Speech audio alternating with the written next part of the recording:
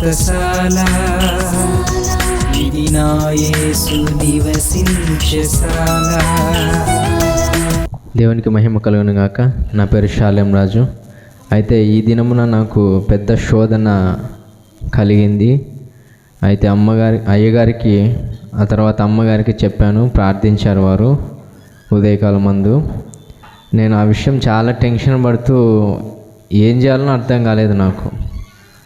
అంత మైండ్ అంతా సతమతం అయిపోయాను.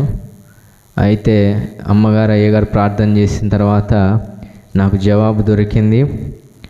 నా యొక్క సతమతమైనటువంటి మనసు హృదయం అంతా దేవుడు శాంతపరిచినారు. ప్రార్థించినటువంటి అయ్యగారికి అమ్మగారికి నా యొక్క వందనాలు.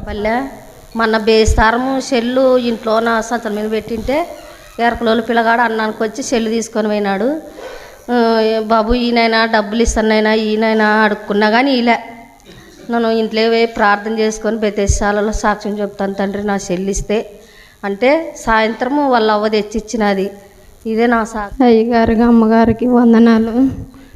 నా సాక్ష్యం ఏమంటే, మరి నా కొడుకు పెద్ద కొడుక్కి బెంగళూరుకి వెళ్ళినప్పుడు మరి కంట్లకు పురుగు పడింది. లైట్ పురుగు అంట మాకు తెలియదు. మా సుగ్గుకి బొంబాయికి పోయేవాళ్ళు. ఆ కుమారునికి మరి మా హాస్పిటల్కి వెళితే కంటి చూపు లేదు అన్నారు. ఈడే యమునూరులో 2 హాస్పిటల్ తిరిగినాము. కంటి చూపు లేదంటే అమ్మగారి దగ్గరకు వచ్చినాను. అమ్మగారు 5 ఆదివారాలు 5 శనివారాలు తిరగన్నారు.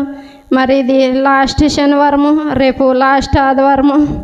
అప్పటికి ఇప్పటికి చాలా మేలమ్మని మరి తిరగా అమ్మగారు మెసేజ్ పెట్టినారు. మరి మా బాబుని అడిగితే ఎట్లుంది భాగ్యరాజుని కంటే, అమ్మ నాకు అప్పటికి ఇప్పటికి చాలా మేలు అంటే పొద్దున్న చెయ్యి ఇట్లా కన్నకడు ఊపినప్పుడు నాకు నీడగా అనిపిస్తుంది అన్నాడు.